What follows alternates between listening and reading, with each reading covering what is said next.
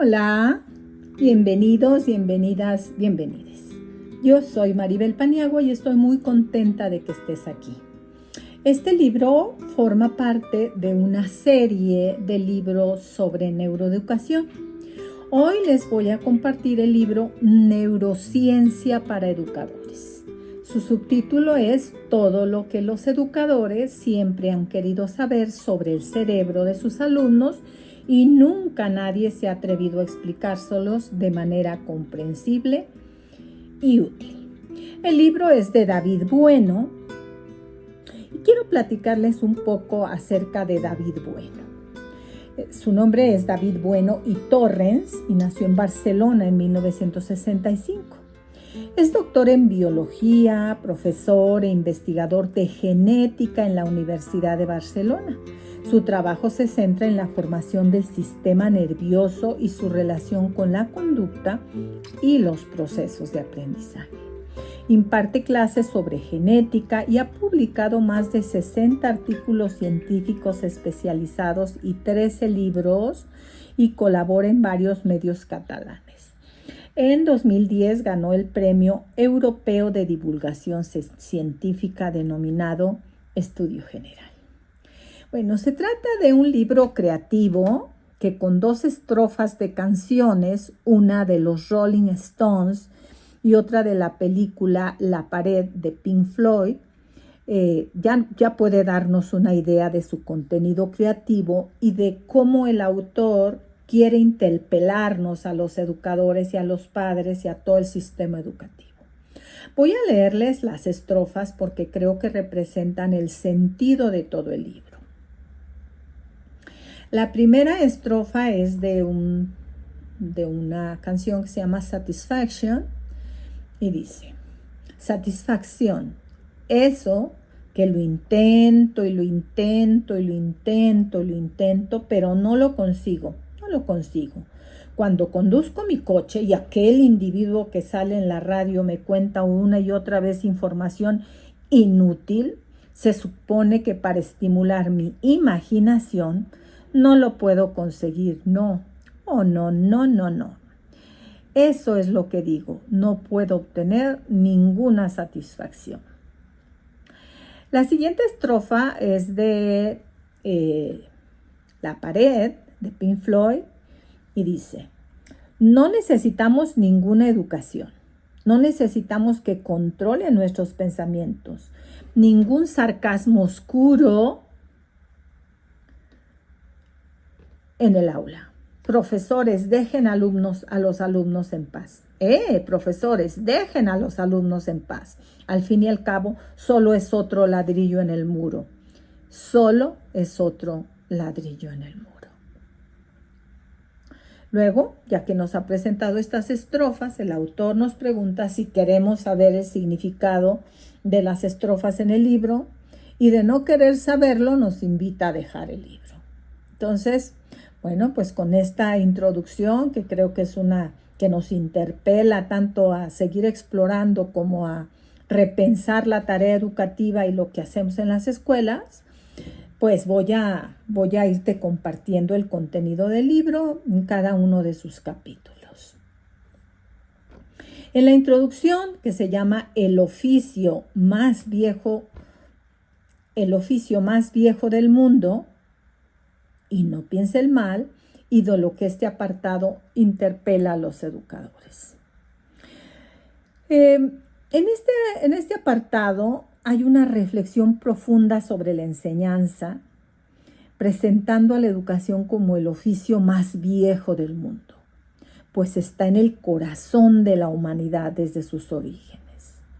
La educación ha sido siempre la vía para la transmisión de conocimiento y la cultura, y aunque los métodos y las herramientas han cambiado a lo largo del tiempo, la base sigue siendo la misma: el trabajo con el cerebro humano.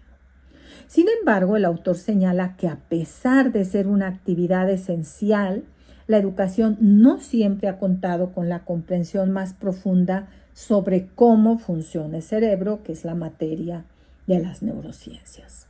A lo largo del texto se invita a los educadores a conectar los avances de la neurociencia con su práctica educativa. Entre paréntesis les diría que esta es la misma intención del diseño universal para el aprendizaje. Este llamado a la reflexión está motivado por la premisa de que conocer cómo funciona el cerebro puede transformar la enseñanza, mejorando las estrategias pedagógicas y favoreciendo el aprendizaje de los estudiantes. A menudo los educadores emplean métodos que no están fundamentados en el funcionamiento real del cerebro, lo que puede limitar la efectividad de su labor. El autor subraya que la neurociencia ha brindado claves esenciales para optimizar el aprendizaje, pero lamenta que no siempre haya una comunicación eficaz entre los científicos y los profesionales de la educación. El trabajo de los educadores, por tanto, debería nutrirse de estos avances científicos para mejorar el proceso de enseñanza-aprendizaje. También destaca que los docentes deben estar en constante evolución y adaptación, ya que la ciencia avanza rápidamente y abre nuevas perspectivas sobre el aprendizaje. En este sentido, la neurociencia no solo tiene implicaciones para la pedagogía, sino también para la manera en que los y las educadoras nos relacionamos con los alumnos y comprendemos los procesos cognitivos. Un aspecto esencial que se destaca en esta introducción es que los educadores deben desarrollar una actitud abierta y crítica hacia las nuevas ideas y enfoques, sabiendo discernir lo que tiene un respaldo científico de una mera especulación. Y a lo largo del libro de este audio resumen, vamos a ir viendo cómo cuestiona diferentes asuntos como las inteligencias múltiples y muchos neuromitos que sostenemos los maestros y que dan vida y que soportan el trabajo que hacemos cotidianamente. El autor concluye la introducción con un enfoque esperanzador, invitando a los educadores a considerar la neurociencia como una aliada que puede proporcionarles las herramientas necesarias para mejorar su labor educativa. La clave está en comprender cómo el cerebro aprende, se adapta y responde a los estímulos y cómo utilizar esa comprensión para ofrecer una educación más personalizada y efectiva. Es un desafío, pero también una oportunidad para transformar la educación en un campo más reflexivo y fundamentado científicamente. Vayamos al capítulo 1. El capítulo 1 se llama Las capacidades cognitivas dependen de nuestros genes. Es un capítulo que sintetiza el trabajo de los genes en nuestro cerebro y en nuestra vida personal. Y entonces el autor nos introduce la idea de que el cerebro humano es el resultado de la interacción compleja entre la genética, recordémonos que él es especialista en genética, y el entorno. Si bien los genes juegan un papel crucial en la estructuración inicial del cerebro, los factores ambientales como las experiencias, el aprendizaje y la educación son igualmente determinantes en el desarrollo cognitivo. En la historia de la neurociencia se ha visto cómo durante mucho tiempo se pensó que el cerebro estaba predeterminado por la genética, sin mucho margen para la influencia del entorno. Sin embargo, las investigaciones actuales han demostrado que el cerebro es plástico, que tiene una plasticidad, lo que significa que puede cambiar y adaptarse a lo largo de toda la vida, dependiendo de las experiencias que una persona viva. Esta plasticidad cerebral implica que las capacidades cognitivas no son estáticas, sino que se pueden modificar y potenciar a través de la estimulación adecuada del entorno, y en esto la escuela y la familia juegan un papel fundamental. El capítulo explora cómo la interacción genética y ambiental afecta el desarrollo de las capacidades cognitivas de los niños. Desde el nacimiento, el cerebro está constantemente recibiendo señales del entorno que modifican su estructura y funcionamiento. Esto significa que los y las educadoras, mediante sus prácticas pedagógicas, pueden influir significativamente en el desarrollo cognitivo de los estudiantes. Las experiencias educativas positivas, variadas y ricas, pueden potenciar la capacidad de aprendizaje, mientras que un entorno pobre en estímulos puede limitar el desarrollo intelectual. De ahí la gran responsabilidad de los y las educadoras. Además, el autor señala, este concepto de plasticidad cerebral tiene implicaciones importantes para la educación, ya que ofrece una visión esperanzadora sobre la capacidad de los individuos para mejorar su rendimiento cognitivo a lo largo de la vida. Esto desafía la idea de que algunas personas nacen con limitaciones cognitivas fijas. Al comprender que el cerebro se adapta a los estímulos que recibe, los y las educadoras pueden diseñar estrategias de enseñanza que promuevan el desarrollo de todas las capacidades cognitivas independientemente de las predisposiciones genéticas de los estudiantes, y esto tiene un enorme valor para la educación especial y para la atención de los alumnos con discapacidades, con alguna condición y sobre todo con aptitudes sobresalientes a partir de estas premisas. Algo que el autor subraya es que no se trata de una disyuntiva entre genética y entorno, sino en una interacción dinámica entre ambos factores. Los genes proporcionan las bases para el desarrollo cerebral, pero el entorno, especialmente la educación, tiene un impacto determinante en cómo se activan y desarrollan todas estas capacidades. Los y las educadoras, por tanto, juegan un papel fundamental en la activación del potencial cognitivo de los y las estudiantes. El siguiente capítulo, el capítulo 2, se llama ¿Cómo funciona el cerebro? Y su nombre pues nos lo dice. En este capítulo se aborda el funcionamiento del cerebro y esta es una pregunta fundamental para entender cómo aprendemos. El cerebro humano es un órgano altamente especializado y complejo que está en constante interacción con el entorno. Desde el enfoque neurocientífico se destacan las funciones cerebrales esenciales para el aprendizaje como la atención, la memoria y el procesamiento de la información. El autor explica que el cerebro se organiza en redes neuronales que se activan según las experiencias y estímulos recibidos. De esta parte de la neurociencia, el diseño universal retoma los principios que todos ya conocemos. El capítulo también se adentra en la estructura del cerebro, mencionando sus principales partes, que son la corteza cerebral, los ganglios basales, el cerebelo y otras regiones especializadas que trabajan en conjunto para gestionar las funciones cognitivas.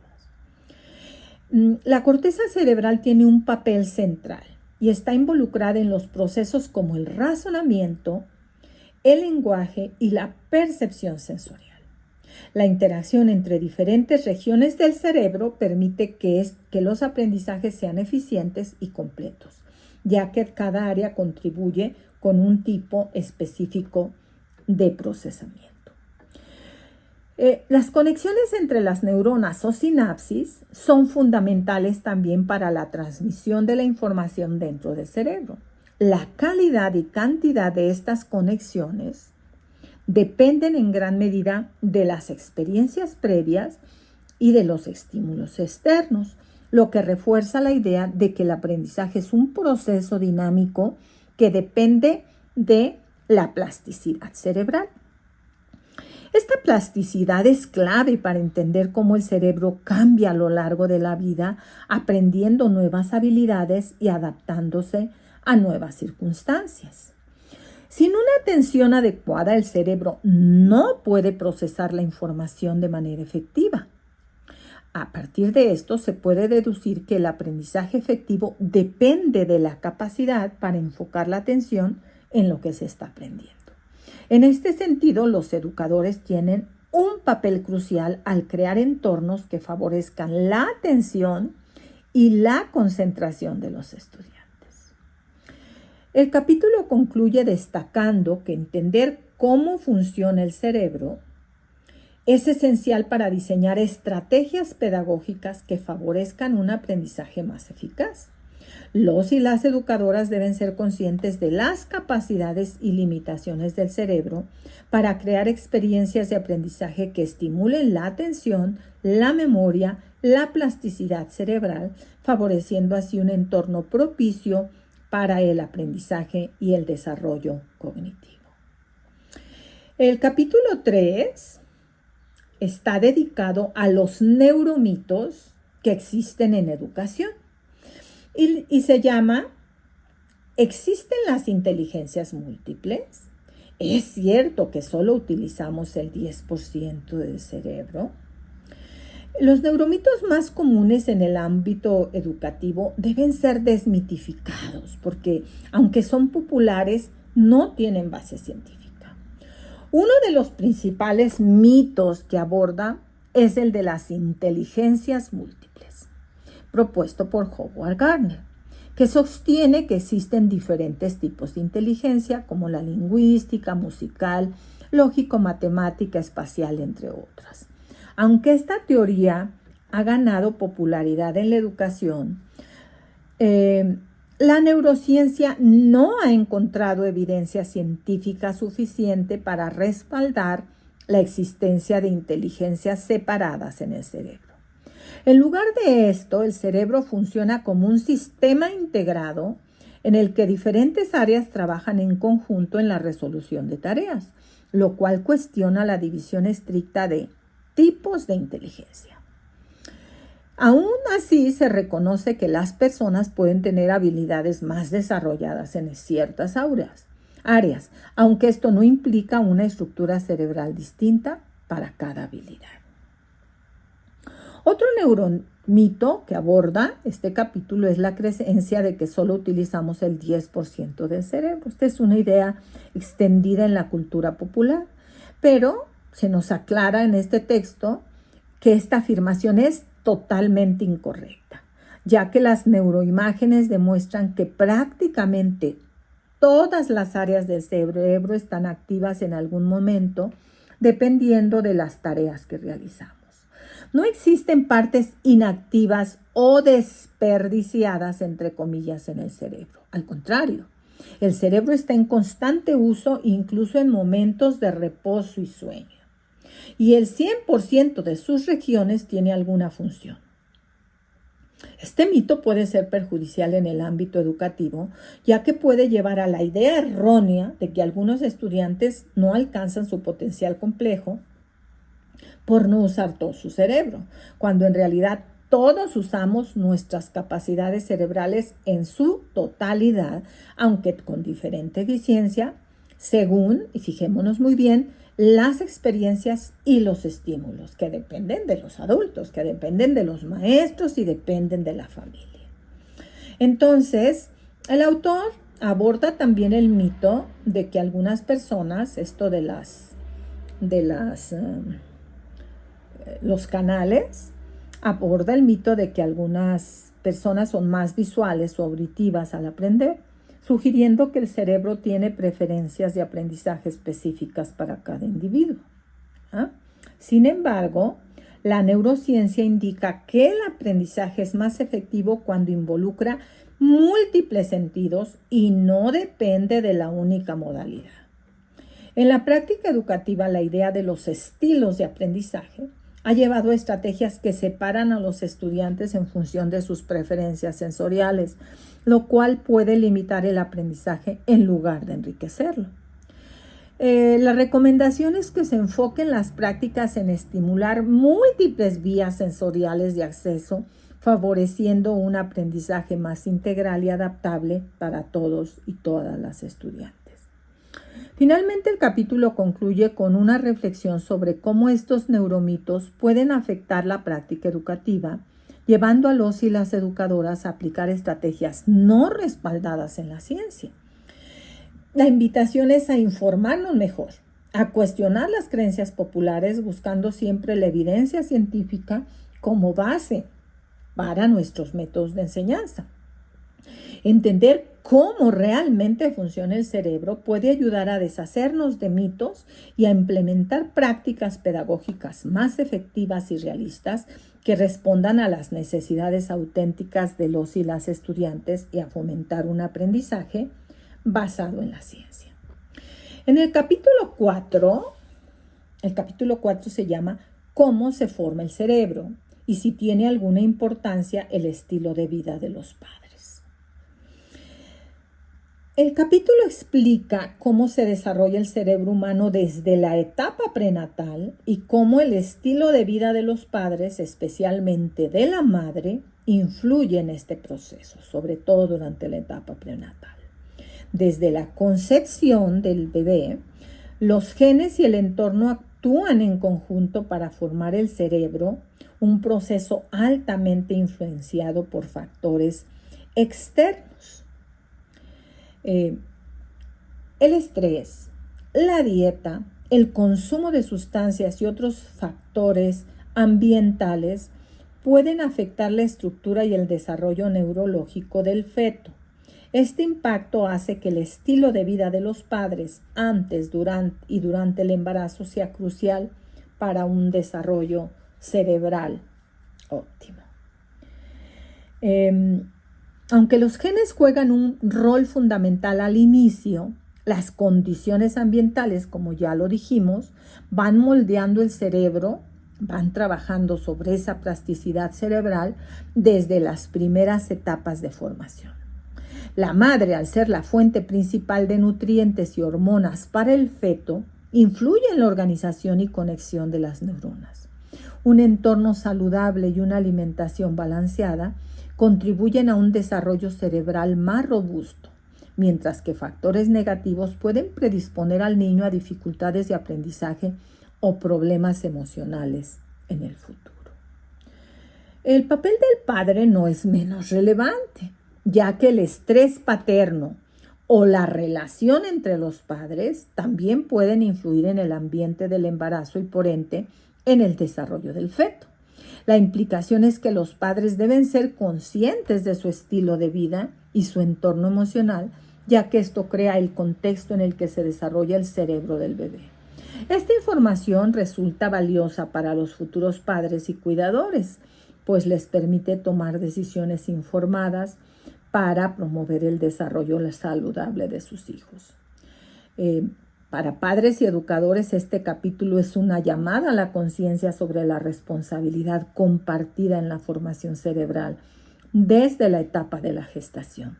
Se enfatiza la necesidad de crear un entorno emocional y físico estable para los niños desde antes de su nacimiento, con el fin de favorecer su salud neurológica y emocional a largo plazo.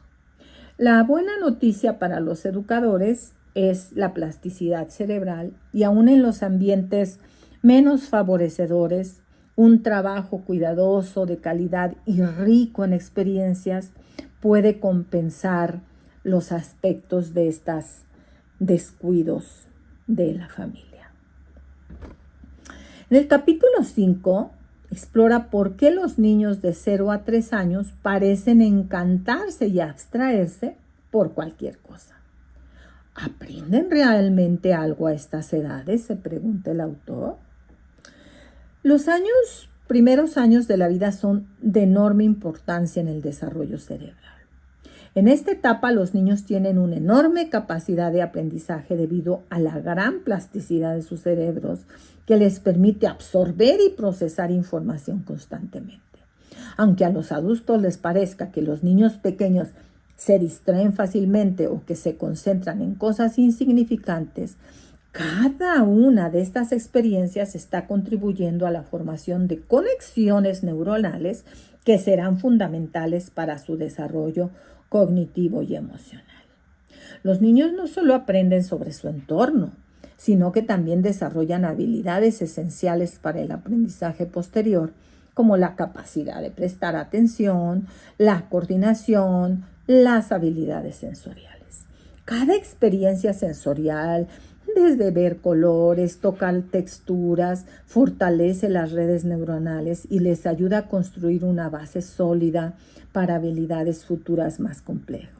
El cerebro en esta etapa está más receptivo a los estímulos, por lo que es una fase crucial para el aprendizaje. Yo quisiera hacer una reflexión en este punto sobre los alumnos, los niños y las niñas con parálisis cerebral, que muchas veces los mantenemos en el mismo lugar de la casa o en el mismo lugar de la escuela, sin moverlos de su silla de ruedas, y les estamos quitando todas estas oportunidades que lo sensorial y el contacto con su entorno pueden darles. Ojalá que hagamos una reflexión al respecto. Padres y educadores jugamos un papel clave en esta etapa al proporcionar un ambiente enriquecedor y estimulante que facilite experiencias diversas.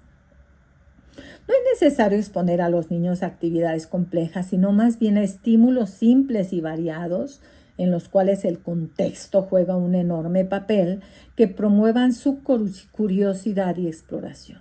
Al permitirles experimentar el mundo a su propio ritmo, los adultos pueden ayudar a que los niños desarrollen confianza y autonomía, lo cual también es esencial para el aprendizaje. Para padres y educadores, este capítulo enfatiza que cada interacción, por pequeña que sea, es significativa en el desarrollo temprano del cerebro. Por eso los maestros tenemos que ser muy cuidadosos con cómo hablamos a los niños, con cómo nos dirigimos a ellos.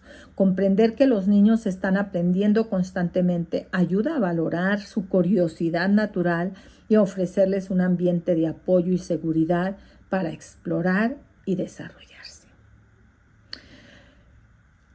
El capítulo 6 se llama ¿Qué son las emociones? Y las preguntas son, ¿tienen relación con los aprendizajes? ¿Es cierto que la letra con sangre entra? En este capítulo se profundiza en el papel de las emociones en el aprendizaje y cómo éstas influyen en la formación de conexiones neuronales. Las emociones son respuestas del cerebro que facilitan la adaptación a diferentes situaciones y que en el contexto educativo tienen un papel fundamental. El aprendizaje se vuelve más efectivo, ya lo hemos visto en varios de los libros sobre educación que tenemos aquí en el canal, cuando va acompañado de emociones positivas, ya que éstas activan áreas del cerebro que fortalecen la memoria y la motivación. Por el contrario, el estrés o el miedo pueden bloquear el aprendizaje, ya que el cerebro entra en un estado de alerta en el que es más difícil asimilar la información nueva. En cuanto a esto de la letra con sangre entra, ya no tendríamos que estarnoslo cuestionando, pero todavía tenemos situaciones de violencia en la escuela y en la casa. Y entonces, en este sentido, el castigo o el miedo no son métodos efectivos para el aprendizaje, aunque momentáneamente parezca que lo son. Este enfoque puede generar estrés que a su vez libera hormonas como el cortisol, las cuales interfieren en la formación de nuevas conexiones neuronales. Los ambientes educativos basados en el castigo pueden, por lo tanto, limitar la capacidad de los estudiantes para aprender y retener información. Al contrario, el autor sugiere que el aprendizaje debe estar acompañado de un clima emocional positivo que fomente la curiosidad y el interés. Hay que enseñar a los niños a identificar y gestionar sus emociones, ya que esta habilidad los ayuda a enfrentar mejor los desafíos de aprendizaje. Al aprender a reconocer nuestras emociones, y los niños al reconocerla pueden regular sus reacciones y mantener la concentración, lo cual les permite aprender de manera más eficaz. Esto también es relevante para los y las educadoras, quienes pueden mejorar su práctica docente al promover un ambiente emocionalmente saludable en el aula. Para padres y docentes, este capítulo subraya la importancia de crear entornos educativos donde se valoren y comprendan las emociones, ya que estas son parte integral del proceso de aprendizaje. Cultivar emociones positivas y enseñar estrategias de regulación emocional. En este canal hay toda una lista de difusión al respecto. Ayuda a los estudiantes a desarrollar una relación sana con el aprendizaje, favoreciendo su bienestar y su desarrollo académico. En el capítulo 7, que se llama ¿Por qué las niñas y los niños de 4 a 11 años aprenden a aburrirse en clase? ¿Qué hay que transmitirles? Este fenómeno del aburrimiento de niños de 4 a 11 años, que cada vez se vuelve más común, es una reacción natural cuando los estímulos no son lo suficientemente desafiantes e interesantes. A esta edad el cerebro infantil está en una fase de desarrollo acelerado y los niños tienen una gran capacidad de aprendizaje, lo cual requiere que los estímulos en clase sean variados y significativos. Si los niños se aburren, es probable que no encuentren relevancia o interés en lo que se les enseña, lo que puede llevar a una desconexión con el aprendizaje formal que todos conocemos. Los docentes deben hacer el contenido atractivo y relevante para el mundo de los niños, esto se logra así, vinculando los temas con sus experiencias personales. En lugar de solo transmitir conocimientos, los educadores deben crear contextos de aprendizaje en que los niños sientan que están explorando, descubriendo cosas por sí mismos. Esto no solo reduce el aburrimiento, sino que también incrementa la motivación intrínseca crucial para el desarrollo del aprendizaje autónomo y duradero. Equilibrar novedad y estructura.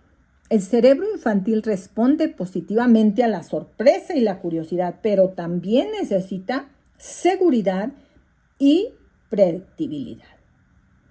Un ambiente educativo ideal debe ofrecer ambos elementos, permitiendo que los niños exploren sin perder el sentido de orden y propósito en las actividades.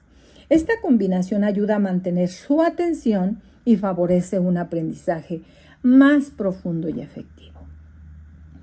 Para los y las docentes, este capítulo es una invitación a revisar sus métodos y a considerar cómo pueden hacer que los contenidos sean más participativos y estimulantes.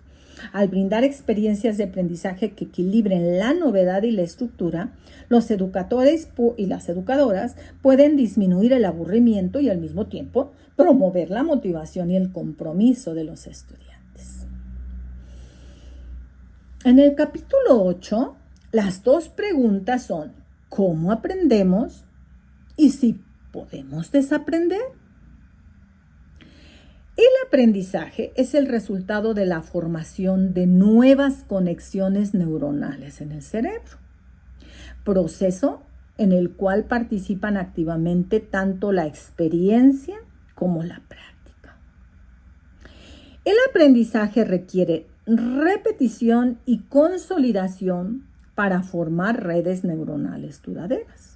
Un aprendizaje que no se repite o al que no recurrimos, el cerebro lo interpreta como que no es importante y entonces lo manda a la caja del olvido. El aprendizaje implica la capacidad de adaptar el cerebro a nuevas informaciones que están en nuestro alrededor, lo que se conoce como plasticidad neuronal. Y esto permite a los estudiantes modificar y ajustar lo que ya saben en función de las nuevas experiencias. El concepto es fundamental, ya que demuestra la importancia de crear oportunidades de práctica continua y significativa. Los conocimientos y habilidades que se refuerzan tienden a consolidarse, mientras aquellos que no se practican pueden debilitarse con el tiempo. Esto no significa que el cerebro desaprenda, entre comillas, sino que las conexiones neuronales no reforzadas se vuelven menos activas, permitiendo que se prioricen aquellas que sí se utilizan de manera habitual. En cuanto a la idea de desaprender, también tiene implicaciones para el ámbito educativo. Tenemos que cambiar concepciones erróneas o hábitos inadecuados en los estudiantes y esto requiere crear nuevas conexiones neuronales que sustituyan a las previas, lo cual puede lograrse mediante experiencias educativas que permitan cuestionar y reconstruir ideas. Este proceso requiere paciencia y estrategias pedagógicas que faciliten el desaprendizaje de lo incorrecto para construir un nuevo conocimiento más sólido. Para los docentes, el capítulo resalta la importancia de fomentar un aprendizaje activo y reflexivo, en el que los estudiantes puedan revisar y ajustar lo que ya saben, al ofrecer actividades que permitan consolidar el aprendizaje en esta repetición y cuestionar ideas previas. Los educadores ayudan de esta manera a los estudiantes a desarrollar una comprensión más flexible y adaptativa del conocimiento. Vayamos al capítulo 9. Las dos preguntas de este capítulo, ya se habrán dado cuenta que en cada capítulo lo que tenemos son preguntas que tratan de impulsarnos a seguir aprendiendo. En este capítulo 9, las dos preguntas son: ¿por qué la adolescencia es tan entretenida? ¿Por qué tarda tanto? ¿Y por qué los adolescentes intentan saltarse las normas? La adolescencia es una etapa caracterizada por grandes cambios en el cerebro, especialmente en las áreas relacionadas con la toma de decisiones y el control de impulsos. Por eso es tan complejo, ¿no? En esta fase el cerebro experimenta una gran reorganización que afecta la manera en que los adolescentes perciben el mundo, lo que contribuye a su tendencia a cuestionar las normas y a buscar experiencias novedosas. Esta búsqueda de novedad es parte de un proceso adaptativo que impulsa el desarrollo de la autonomía y la identidad personal. Es muy importante que los docentes entendamos que esta inclinación a transgredir normas no es necesariamente un acto de rebeldía o contra ellos, sino una manifestación natural del desarrollo cerebral del adolescente. En lugar de imponer reglas de manera autoritaria, los educadores deberían adaptar un enfoque de acompañamiento, ofreciendo explicaciones y promoviendo un diálogo abierto sobre las normas y su importancia. Esto permite a los adolescentes sentirse escuchados y comprendidos, fomentando un ambiente de respeto y colaboración. Otro aspecto crucial es la importancia de ofrecerles desafíos intelectuales que les permitan explorar sus intereses y desarrollar su capacidad de tomar decisiones. La motivación de los adolescentes está vinculada a la relevancia que ellos perciben en las actividades y a la posibilidad de expresar su creatividad e independencia. Los educadores pueden facilitar el aprendizaje ofreciendo tareas que promuevan el pensamiento crítico y que les permitan experimentar autonomía de manera constructiva. El capítulo es una invitación a ver a la adolescencia como una oportunidad para fomentar el crecimiento personal y académico de los estudiantes, promoviendo un entorno en el que puedan explorar y aprender a partir de la experiencia y no solamente mediante la instrucción autoritaria. Vayamos al capítulo 10. Tiene también dos preguntas. La primera es: ¿por qué la adolescencia es la edad más tentadora para iniciarse en el consumo de las drogas? ¿Y qué debemos hacer para que estén atentos a nuestras explicaciones? La adolescencia es una etapa vulnerable al consumo de drogas debido a que la maduración está incompleta de las áreas cerebrales encargadas del control de impulsos y de la toma de decisiones. El cerebro adolescente busca nuevas experiencias y es más sensible a la recompensa inmediata, lo cual puede llevar a los jóvenes a experimentar con sustancias sin considerar plenamente las consecuencias a largo plazo. Esta predisposición natural requiere una atención especial por parte de los adultos que rodean a los adolescentes, especialmente de los y las educadoras. ¿Qué es importante? ¿Qué se tendría que hacer? Pues hablar abiertamente sobre los efectos del consumo de drogas y hacerlo de manera que resuene con los intereses y preocupaciones de los adolescentes. El enfoque debería centrarse en brindar información clara y realista, en lugar de recurrir a amenazas y progresiones. Presentar ejemplos de casos de hundimiento de las personas que se drogan ayuda muchísimo. Los adolescentes responden mejor cuando perciben que los adultos son honestos y respetuosos con sus decisiones, en lugar de imponer reglas sin darles una razón convincente. El autor también destaca que fomentar habilidades de autocontrol y toma de decisiones informadas es clave para que los adolescentes puedan resistir la presión social. La recomendación es que los educadores integren en el currículo actividades que promuevan la reflexión y el desarrollo de habilidades críticas que son una defensa contra cualquier situación externa, permitiendo que los jóvenes entiendan las consecuencias de sus acciones y aprendan a tomar decisiones autónomas. Lo que podemos sintetizar de este capítulo es la importancia de un enfoque basado en la confianza y el respeto y la información veraz. Esto permite que los y las adolescentes comprendan mejor los riesgos y desarrollen una mayor resistencia a la presión externa para el consumo o para cualquier otra conducta delictiva. En el capítulo 11, que es el penúltimo capítulo del libro, hay también dos preguntas.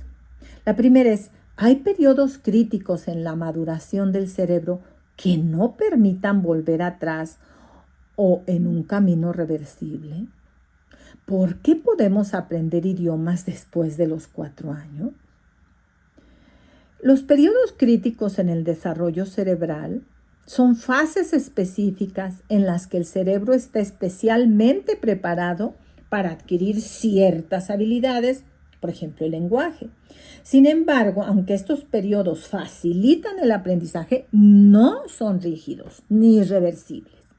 La plasticidad neuronal permite que el cerebro siga aprendiendo a lo largo y adaptándose a lo largo de toda la vida, aunque claro, con menor flexibilidad en comparación con la infancia, que es un periodo crítico. Esto es particularmente relevante para la escuela y para la familia, en especial para los docentes, ya que les permite comprender que los estudiantes pueden desarrollar nuevas habilidades en cualquier momento, y todos los estudiantes, aún los estudiantes con discapacidad, aunque puedan requerir más tiempo y esfuerzo.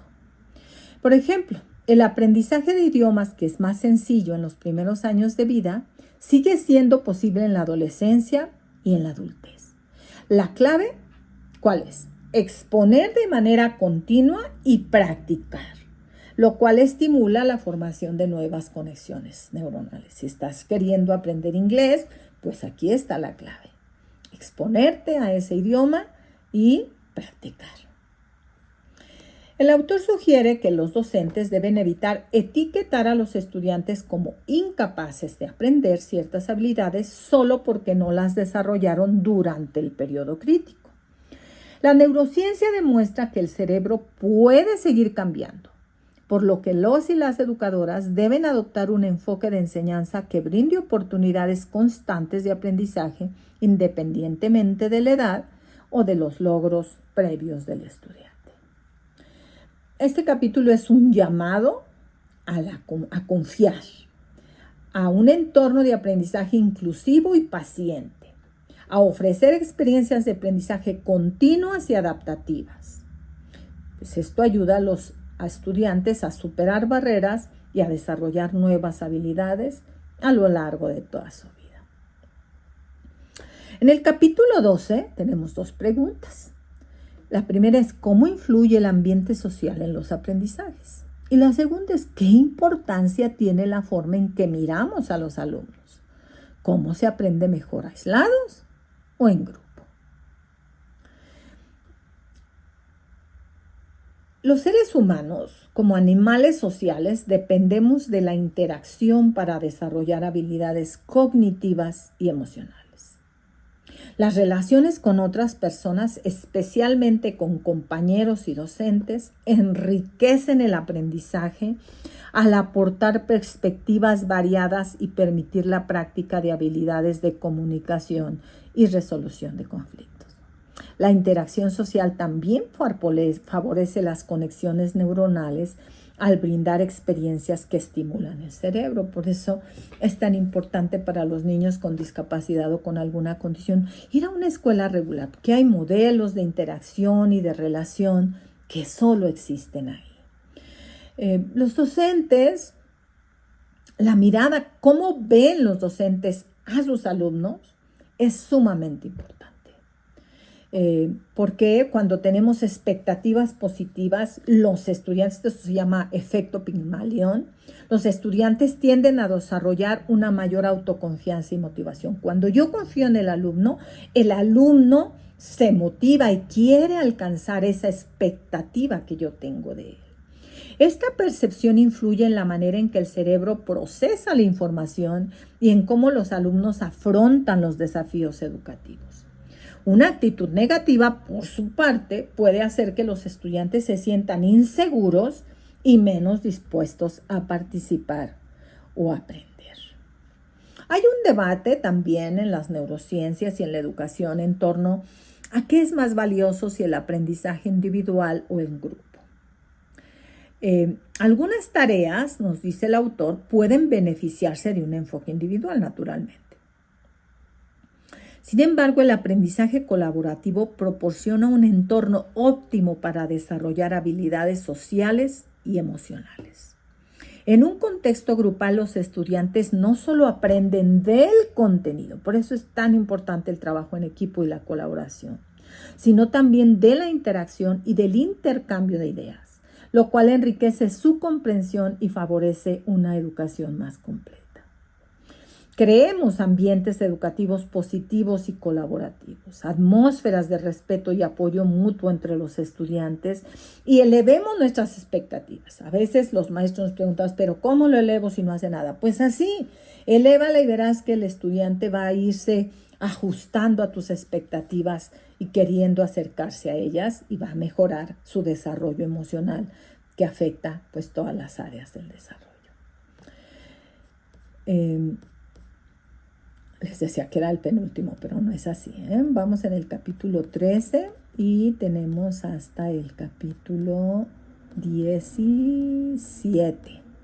Sí, hasta el capítulo 17. Entonces vamos al capítulo 13. En el capítulo 13, este es un capítulo muy importante para los educadores, que es la motivación y la creatividad. Y si hay relación entre esos dos procesos mentales, entre la motivación y la creatividad, y sé que los ha agrupado en el mismo capítulo porque no se le ha ocurrido nada mejor. La motivación es el impulso que nos lleva a iniciar y mantener una actividad. Y esto es un aspecto fundamental para el aprendizaje. Existen dos tipos de motivación. Esto es algo que cualquier maestro sabe. La motivación intrínseca, que surge del disfrute, del interés por la actividad, y la extrínseca, que depende de recompensas externas. La motivación intrínseca es particularmente importante en el ámbito educativo, ya que promueve un aprendizaje más profundo y duradero. La creatividad, por su parte, se define como la capacidad de generar ideas originales y resolver problemas de manera innovadora.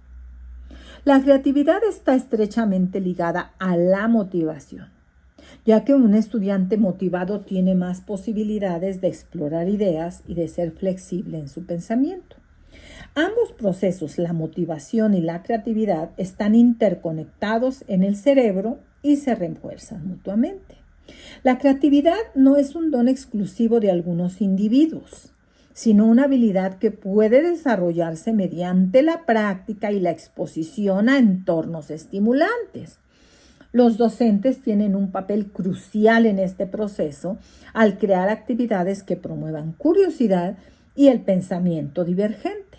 La combinación de motivación y creatividad en el aula fomenta un ambiente en el que los estudiantes se sienten inspirados a aprender y a explorar. Entonces, la invitación del capítulo es que hagamos esto, que fomentemos la curiosidad y el desafío que desarrollan la creatividad y que facilitan un aprendizaje más completo y significativo. En el capítulo 14 tenemos 3 preguntas. ¿La imitación tiene valor educativo? ¿Qué importancia tienen los modelos que ofrecemos los adultos? ¿Qué debemos enseñar? ¿Qué debemos ser? ¿Enseñantes o aprendices? La imitación es una herramienta educativa natural y efectiva, ya que permite a los estudiantes aprender observando y replicando comportamientos de otros. Es uno de los principales mecanismos de aprendizaje en la infancia y sigue siendo relevante en todas las etapas de la vida. Los estudiantes no solo aprenden de lo que se les enseña explícitamente, sino también de los comportamientos y actitudes de los adultos a su alrededor, lo cual influye sus maestros y la familia, ciertamente.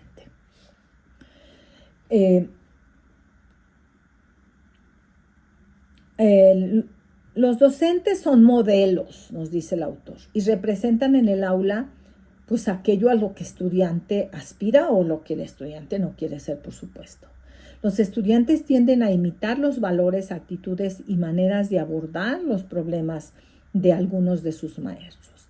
Entonces, los docentes tienen una enorme responsabilidad de ser modelos de respeto, de empatía y de curiosidad, valores que favorecen un entorno de aprendizaje saludable y restrictivo. Nos tendríamos que ver entonces como enseñantes o como aprendices. Y nos dice, bueno, ambos roles son importantes y nosotros los maestros debemos mantener una actitud de aprendizaje continuo, mostrando a los estudiantes que el aprendizaje es un proceso permanente. Esta postura fomenta en los estudiantes una mentalidad de crecimiento en la que el aprendizaje se percibe como una actividad enriquecedora que no tiene fin. En el capítulo 15 tenemos 2 preguntas. ¿Se aprende conscientemente o preconscientemente? ¿Es necesario ser autoconscientes para aprender? Bueno, muchas habilidades y conocimientos se adquieren de manera preconsciente, especialmente en los primeros años de la vida, cuando el cerebro absorbe información de su entorno sin necesidad de reflexión consciente. Este aprendizaje implícito es fundamental para el desarrollo de habilidades como el lenguaje y la percepción social. La conciencia, sin embargo, adquiere mayor relevancia en etapas posteriores cuando los estudiantes comienzan a reflexionar sobre lo que aprenden y lo que aplican. La metacognición o la capacidad de pensar sobre el propio aprendizaje es un elemento clave en la educación formal, que nos toca a los maestros, por supuesto.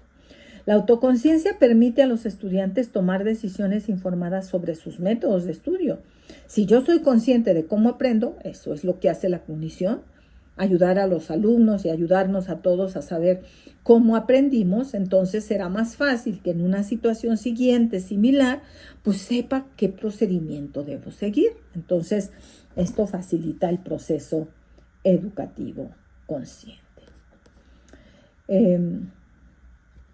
Las prácticas metacognitivas son fundamentales para ayudar a los estudiantes a ser conscientes, como he dicho, y para potenciar el rendimiento académico y la autonomía como aprendices.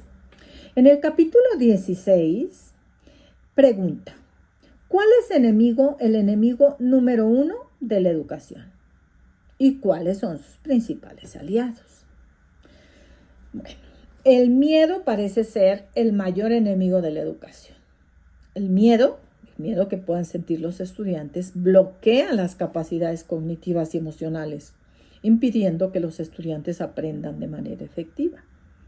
El autor argumenta que al miedo, ya sea al fracaso o a la crítica o al ridículo, genera una respuesta de estrés en el cerebro que limita la creatividad y el pensamiento crítico, dificultando el aprendizaje. Por esa razón, un ambiente educativo libre de miedo es esencial para que los estudiantes puedan desarrollarse plenamente. Los principales aliados del aprendizaje son la curiosidad, la motivación y la confianza. La curiosidad impulsa a los estudiantes a explorar, a descubrir, lo que activa su cerebro y favorece la consolidación de conocimientos. La motivación, por su parte, juega un papel fundamental, ya lo vimos en el capítulo anterior, ya que es un motor que impulsa a los estudiantes a enfrentarse a nuevos retos y a esforzarse en su proceso educativo. La confianza, por su parte, en sí mismos y en sus docentes es otro factor clave que facilita el aprendizaje. Los docentes deben construir relaciones basadas en la empatía y el respeto, donde los estudiantes se sientan valorados y seguros. Esto permite que los estudiantes asuman riesgos sin temor al error, entendiendo el error como una parte natural del aprendizaje. Entonces, pues este es un capítulo que nos invita a crear, a desarrollar para nosotros mismos y para los estudiantes un ambiente educativo positivo que minimice el miedo y aumente la curiosidad y la motivación.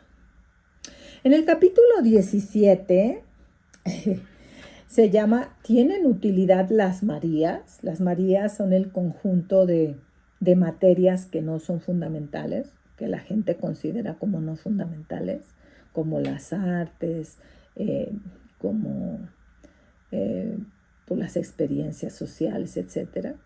Y si realmente tenemos que perder el miedo con la música, la psicomotricidad y la plástica. Y qué hay que decir de las nuevas tecnologías. Y bueno, lo que defiende este capítulo es que tenemos que defender a capa y espada las asignaturas tradicionalmente consideradas de menor relevancia como la música, la plástica, la psicomotricidad, la educación física. Estas disciplinas tienen un valor significativo en el desarrollo cognitivo, emocional y social de los estudiantes. La música, por ejemplo, estimula áreas del cerebro relacionadas con la memoria y la concentración, mientras que la plástica fomenta el dibujo, la pintura, el teatro fomenta la creatividad y la expresión personal. La psicomotricidad, por su parte, contribuye al desarrollo de la coordinación y la conexión mente-cuerpo. Estas asignaturas enriquecen el aprendizaje y permiten que los estudiantes desarrollen habilidades que van más allá de las materias convencionales. Y bueno, pues esto es el texto en general. En las conclusiones le ha llamado a las conclusiones 11 aspectos clave del cerebro para profundizar en las prácticas educativas, desde la neurociencia.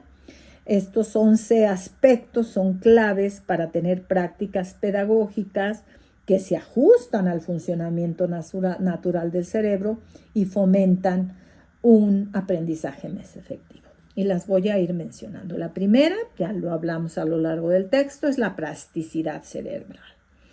El cerebro está en constante cambio, adaptándose a nuevas experiencias y aprendizajes. Independientemente de la edad, siempre es posible aprender y modificar habilidades o de la condición física o de la condición mental, lo que refuerza la importancia de un entorno educativo dinámico y adaptativo. Las personas con discapacidad, con alguna condición, pueden aprender nuevas habilidades. La plasticidad cerebral la compara el autor con un sendero en un bosque. Al caminar por un camino una y otra vez, el sendero se va definiendo y haciendo más visible, de manera similar a cómo las conexiones neuronales se refuerzan y consolidan con la práctica y la repetición. Al mismo tiempo, si un camino deja de usarse, la vegetación vuelve a cubrirlo, tal como las conexiones neuronales pueden debilitarse o desaparecer cuando no se utilizan. Esta analogía destaca cómo el cerebro es moldeable y cómo se adapta según las experiencias y el uso. Perdón. Un segundo asunto, un segundo elemento clave del cerebro, perdón, son las emociones. Las emociones tienen un papel central en el aprendizaje, ya que afectan la atención, la motivación y la memoria. Un aprendizaje, un ambiente emocionalmente seguro, este ambiente es el pegamento del aprendizaje. Esto genera una disposición a aprender. El tercer elemento es la motivación y la recompensa. La motivación activa sistemas de recompensa en el cerebro, lo que hace que el aprendizaje sea más placentero y efectivo. Integrar incentivos y actividades que despierten interés genuino, que le gusten a los estudiantes, ayuda a mantener a los estudiantes involucrados. El cuarto es el papel de la curiosidad. La curiosidad actúa como un motor de aprendizaje, estimulando la búsqueda de conocimiento y fomentando la participación activa. Los docentes pueden aprovechar este impulso mediante preguntas, como lo hizo el autor en el libro, y actividades que generen intriga y exploración. El número 5 es la atención y multitarea. El cerebro humano no está diseñado para realizar múltiples tareas complejas al mismo tiempo. En el aula es más eficaz centrarse en actividades específicas y estructuradas, ya que la concentración sostenida facilita una mejor comprensión y retención. Y aquí hay una invitación a que revisemos cómo está nuestra aula, qué tan cargada de estímulos externos a lo que estamos trabajando en ese tema, en ese día, hay en nuestros muros, en nuestras paredes. En el número 6 está la importancia del descanso y el sueño. El sueño es fundamental para consolidar la memoria y permitir que el cerebro procese la información adquirida. Hay que fomentar hábitos de descanso y estructurar el aprendizaje de modo que haya pausas que permitan la consolidación de conocimientos. Hoy cada día hacemos pausas activas y eso nos permite volvernos a activar para seguir aprendiendo. El número 7 es el poder de la repetición y la práctica. La repetición, volver al tema, repasarlo, dar feedback, recordar lo que aprendimos ayer, lo que aprendimos la semana pasada, consolida los circuitos neuronales relacionados con nuevas habilidades o conocimientos. Esto no significa aprendizaje memorístico, sino reforzar y profundizar la comprensión a través de prácticas variadas y aplicadas, un pequeño ejercicio, un pequeño cuestionario, un pequeño diálogo entre pares de lo que hemos aprendido, con cuaderno en mano, con libro en mano, con la bitácora del proyecto en mano, es fabuloso. El número 8, aprendizaje activo y significativo. Las experiencias prácticas y relevantes para estudiante favorecen la retención. Toda la investigación ha demostrado que el trabajo por proyectos, que el trabajo en la comunidad, que estos proyectos que los mismos alumnos proponen, aprendizaje basado en proyectos comunitarios, basado en problemas, etcétera, pues ayuda a que se procese la información de manera más profunda y duradera. El punto 9 es el impacto del ambiente social.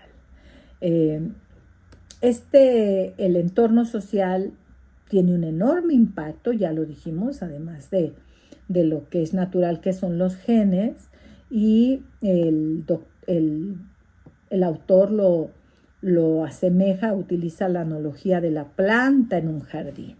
Así como una planta necesita luz, agua y nutrientes adecuados, el cerebro de un niño necesita un ambiente social y educativo rico para desarrollarse plenamente.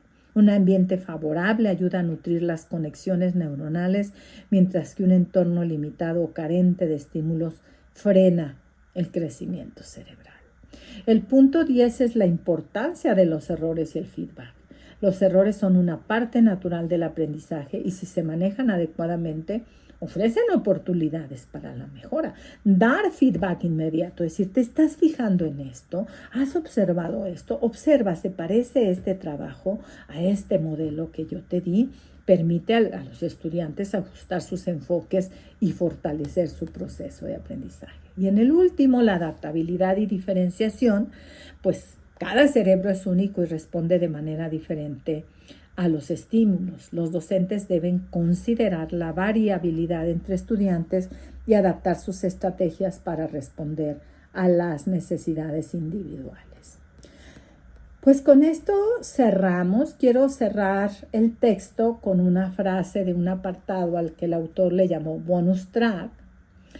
Y luego nos dice, aquí yo quiero cerrar con esto, los educadores no somos supermujeres ni superhombres, que lo podemos abordar todo, ni lo debemos ser. Todos tenemos nuestras fortalezas y nuestras debilidades.